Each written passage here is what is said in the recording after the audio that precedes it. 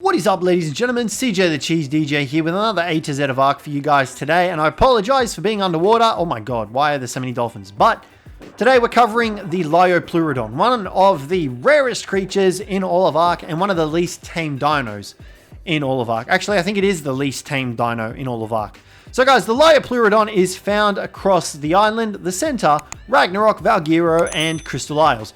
You'll generally find it in one specific area in the bottom of the ocean, so you will need to do a bit of exploration in order to find it. However, this guy is super rare and extremely difficult to find, so you might be better off just looking for something else. The only reason you will need to tame one of these guys up is if you want to get its loot buff that it provides. Now, we'll get into that a little bit later, but as you can see here, there is the LIOPLEURODON. Now, if you do see one of these guys in the wild, do not attack it because it will pretty much just disappear. It is a passive tame as well, and for it to tame up, you will need to feed it wild bee honey.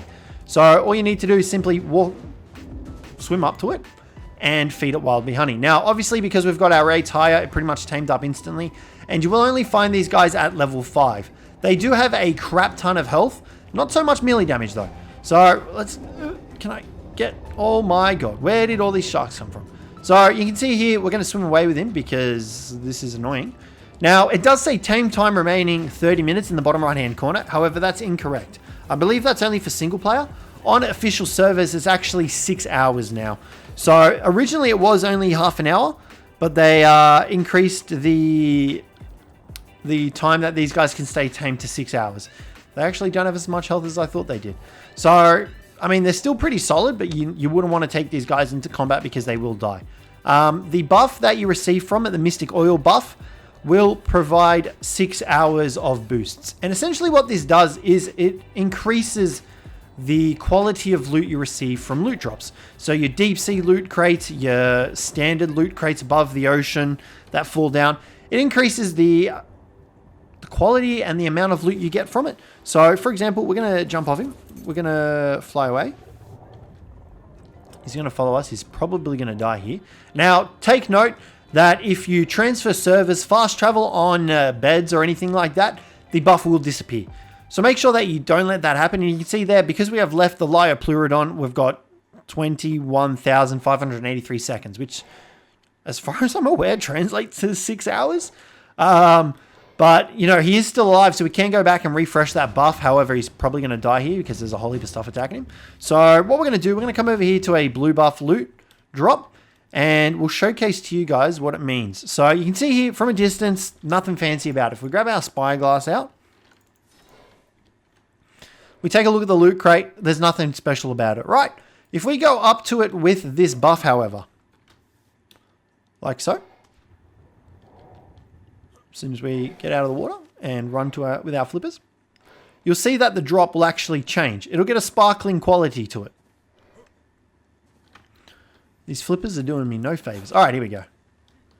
So you can see here, if we come up to it, the loot crate will actually change. You see there, it starts sparkling. It's this little, I don't know what to call it, little like waves coming up on it. And from here, you can actually access the inventory and it will boost. Okay, that's a rip. Hold on. It'll boost the amount of loot and the quality of loot that you receive from within the loot crate. Now, obviously, you're not going to be wasting your time using these on blue drops. You'll obviously be using them on the deep sea loot crates, desert drops, cave drops, red drops, all that sort of stuff you want to be using this buff on because it only lasts for 6 hours, so you want to farm as much of it as you can. And you definitely do not want to be getting refining forges as your freaking items from the loot drop. So give me 1 sec, guys. We're going to go find another one and bring you guys back in a bit. Alrighty, guys, here we go. We've got a red drop coming up over here. I'm praying. I'm hoping we don't get like a GPS blueprint out of this one. This one's got the ring around it, which means it should be great. It is in the middle of a Deinonychus nest, though, but we should be fine. So let's come up to it. You'll see that it'll get that same sparkling quality.